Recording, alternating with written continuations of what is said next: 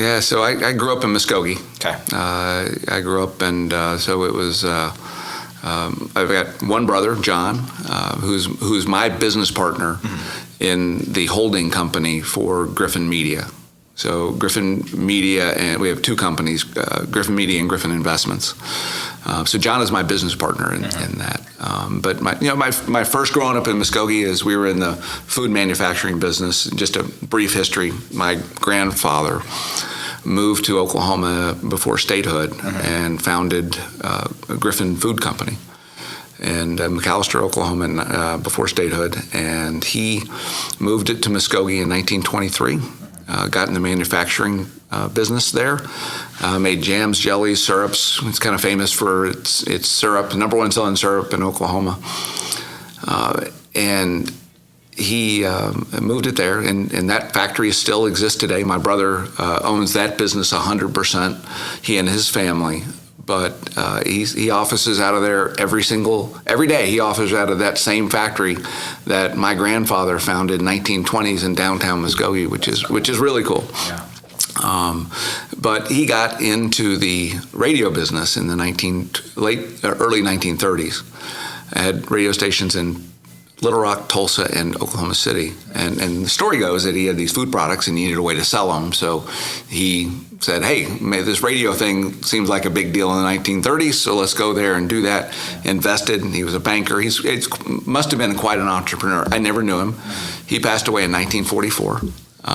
And my dad, as he said, was camping in Europe at the time, which was... He never really wanted me to ever go camping again, I assure you. So after the war, my dad got involved with my uncle, and they took radio, basically sold that, and then got into the television business. So we had Little Rock, Tulsa, and Oklahoma City. And so they had that, and then late 1960s, my father and my uncle, he married my dad's sister, and they split the businesses up. Family businesses can be hard. Oh, yeah. Lots of cousins and things like that. So they said, hey, let's just split these things up. So my uncle took Tulsa and Little Rock Television.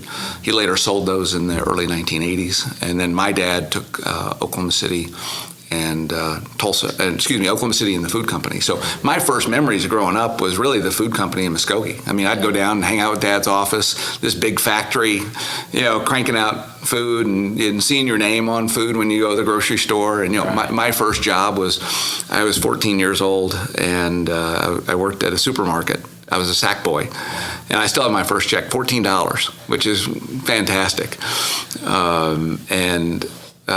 Just seeing your name on a product, it kind of generates great pride. Yeah, definitely. And then, living in Muskogee, we weren't able to see what News 9 was doing because it's just too far with a different part of the state. But I didn't know much about that. But as I grew up, I learned more and more about that and really fell in love with that business. Yeah. So when you're filling sacks at the grocery store, at a young age. What do you think you want to do when you grow up? Then you see a name on these products, and there's quite a lot of family pride in that. But what do you think at that point? I like television, movies, and music. I want to go into the media business. What are you thinking? Yeah. So when I turned 16, my brother and I both, when he turned 16 too, we worked in the factory in the summers, and you quickly learn what you like or don't like. Yeah. And so my other was I love news. I love news content. I mean, growing up as a kid, we had magazines that would come to our house, and I would just devour magazines. Time, U.S. News and World Report, Newsweek. Those were always really, really important to me to go and read. And I used to watch CBS Evening News, and then in Tulsa at the time, I think it's the ABC or the NBC Evening News would go off at 6 o'clock. So CBS was at 5:30, and then I'd switch and watch the other one. And so I just always felt connected to current events and news and what's going on. And so I just love that part of the business. Yeah. So kind of got into the TV space and liked it and said, I like this a whole lot.